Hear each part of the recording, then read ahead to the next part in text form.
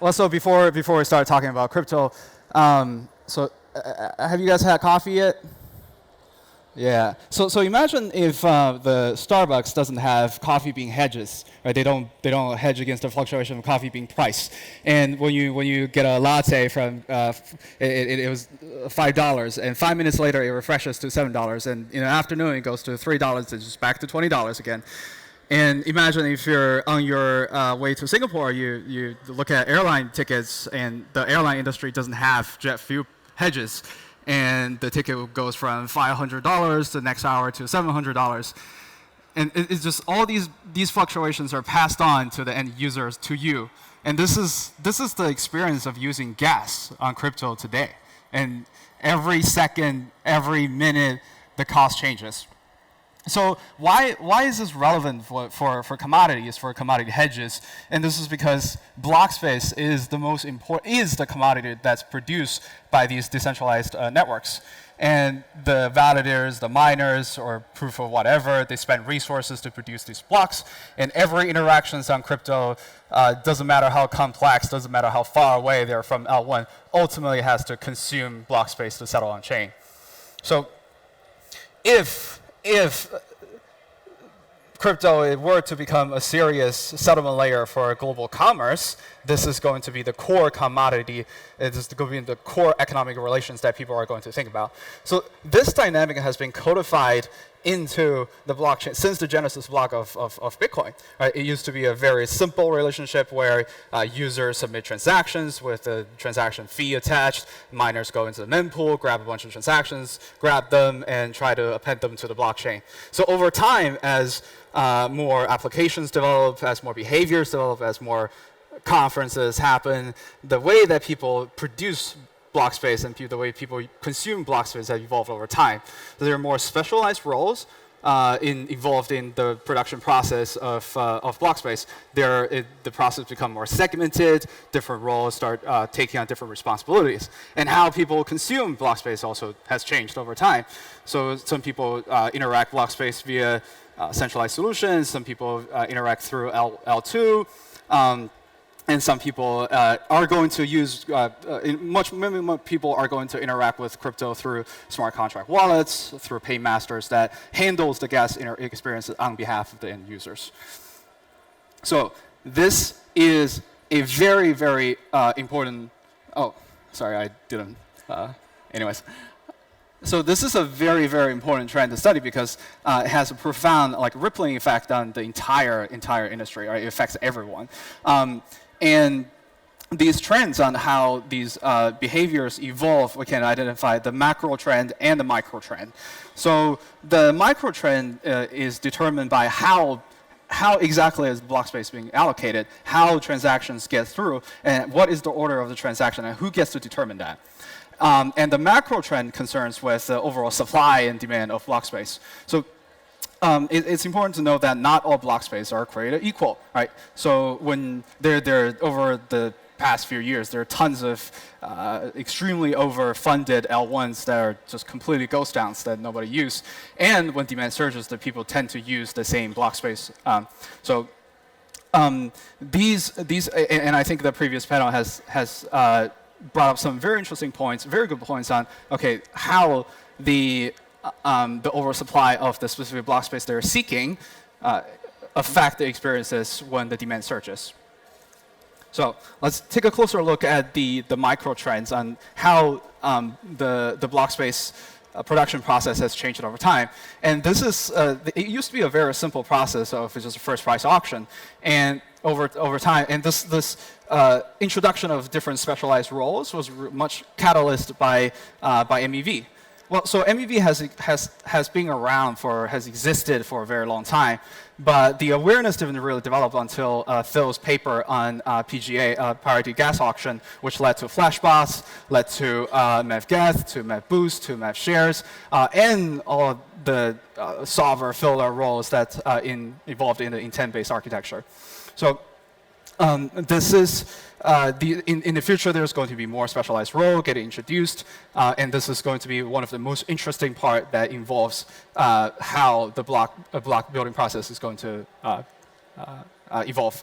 So the direct consequence of that is So every block, the amount of MEV generated, the amount of priority fee paid, is and plus the block rewards. These are the sum of the economic activities accrued on Blockspace. So with these different specialized roles, each responsible for different functions, the economic split, the claim to the total economic accrues on Blockspace also evolve over time. So Eigenfi did a very interesting study that showed about still 80% of the economics is still captured by the proposer, which makes sense because they're still ultimately the determinant of what's going to happen. So in the future, with more application-specific searchers, with more like specialized connections between relayers and builders, with searcher and builder become even further integrated, these economic split are going to change as well. And these split have a profound impact on the sort of the topology of the industry, like who's going to get more concentrated and which part of the stack is going to get eaten alive. So there are a lot of interesting study on this and a lot of very interesting proposals. And I personally think this is the part where most of the most interesting branch shares are happening. So there's also a group called SMG has been actively researching like ways to make this economic split more equal, more fair, which is very interesting to study as well. So with these specialized roles involved in the block production process, they create all these like sub-markets, right, to gas. So builders, they have their own bidding process, they have their own sort of market patterns involved. So there's a very preliminary notion of a builder gas. And so gas as a single sort of concept to encompass everything that's happening on Blockspace is already an obsolete notion, right? So with 4844, it introduces the concept of Blockspace, which is priced differently and is aimed at reducing the L1 cost for rollups. And also, a fact that's been known for a very long time is that, okay, just having gas as a single unit of account to price all the different resources on the node consumes, these are the compute, bandwidth, storage, is just not very efficient. So the concept of multi-dimensional 1559 has been proposed for a very long time, although people haven't quite figured out what the UX is going to look like. Solana has tried something like this, but it's a very interesting paper Tarun wrote a couple of years ago about how exactly by pricing all these different sources separately is going to improve the gas efficiency of inclusion.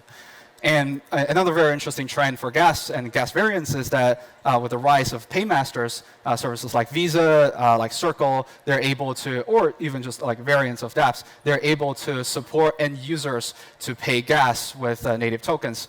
And it's important to note that these gas is not going to go away, and it's never going to be free, right? Gasless transactions not really free. If you're not paying gas, you're paying through some other means like worth execution, etc. So now, zooming out a little bit to look at the macro trend, the macro trend is much more straightforward, is that, okay, there is finite amount of block space at each given time, and people want it, right? People want it. And that's why historically the pattern of gas prices generally mean reverting with sporadic spikes. And these spikes are generally not predictable because they're completely exogenous factors like, NFT summer, DeFi, whatever, and or like people try to get out of their position when Luna crashes. So this is a very typical pattern of a commodity market. So what's interesting is that during these times of high gas fees, and the previous panel also had brought up very interesting points on, okay, how that gas experience, how these congestions affect the different decisions of these apps to build on which part of the stack and how they decide to pass this experiences to end users. So generally when fee is high, people are just rush to scale blockchain, right? So this is an internal topic since, God, like many years ago.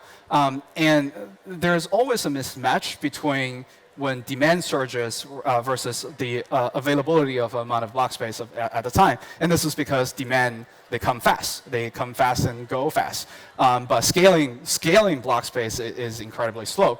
So every time Ethereum L1 gas is high, the VCs they would invest tons of money into alternative L1s, and we've seen plenty of example of this. And this mismatch in speed is generally because of the cyclic pattern of applications and infrastructure. Right? Infrastructure takes a much longer time to build. Union Square Venture wrote a pretty interesting article about 3, 4, 5 years ago. 5 years ago on the cycle between the application and infrastructure, where the applications attracts more users and spurs the need to build more scaling infrastructure, which in turn is able to support more applications. But usually, as a result, by the time that a lot of the middleware scaling solutions they catch up, the demand is already gone. Right? So until very recently, the Ethereum's roadmap to scale went from sharding to now Rollups is the anointed path to scale. And we see some pretty interesting patterns on how Rollups pass on the gas experiences from L1 to what they pay on L1 to the end users on L2 through various means of estimations. So right now, the Rollups pay collectively about 10 to 15 million a month on L1, and so a lot of rollups are looking at potential market-based solutions or just various ways or DA layer to help reduce the operation cost of interacting with L1. So and what's interesting about this path of scaling is that we're seeing more tools and more ability to scale, to spin up rollups, customize rollups, or just rollup as a services. These helps the problem that we mentioned earlier about scaling blockchain in response to demand surge is slow. So if we go down this path, we expect to see that the mismatching timing will close over time as well. And these behaviors, these patterns have a very direct consequence on the economics of the production, of Blockspace production. So for validators, for proposers, they spend resources to produce these blocks. And it's getting more and more competitive each day. So even though previously we mentioned that about 80% of the MEV, they go to these proposers, but the cost of proposing block is not entirely correlated to the revenue that they get, right? So you have to spend hardware costs, you have to spend nodes, you have to maintain good internet, not to mention that it's very difficult to differentiate one node operating company to the other. So a lot of expenses are spent on marketing, on business development, and it's the business model is very similar to a typical asset management firm where you spend all the manpower to try to get as many people, as many whales to come stake with you. So as more staking activities grows, as more people are comfortable with holding liquid staking tokens rather than Ethereum directly, we see the general per unit yield of staking going down, which leads to protocols or companies that have greater power or greater ability to achieve network effect to concentrate. And this is a known thing, or we expect that for quite some time. So back to the coffee bean and the airline ticket example. So in every major commodity market in that matter in civilization, there's a very robust hedging markets, very, very robust financial instruments for the producers of these commodities and the consumer of the commodities. So we think that Blockspace is also a critical commodity for if we were to build the future of financial system on top of crypto, right? So what would a perfect hedging solution look like for the producers? They would want to exchange the future stream revenue they earn from staking into something fixed. And for the consumers, which is anyone who's consuming gas, to have a fixed gas experiences and to cancel out the floating risk. So imagine if you use any dApp and they just tell you, we can just charge you $3 per transaction for the rest of the month, and that doesn't change until the next time they go through these hedging markets. So for producers,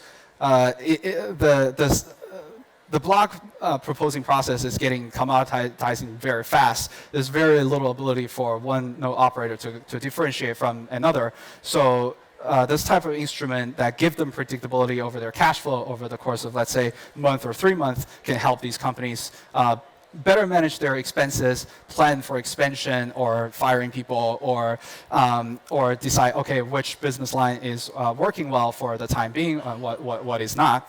And for end users, for consumer of gas, a hedging solution that fixes the gas price. This can be useful for exchanges. This can be used for paymasters that we mentioned to hedge against their exposure. And imagine if there's a crazy NFT mint and you just have to be on chain at the time.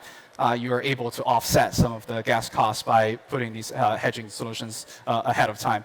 And also for rollups, the crazy amount of cost that they post on L1 is able to partially offset using this type of instrument.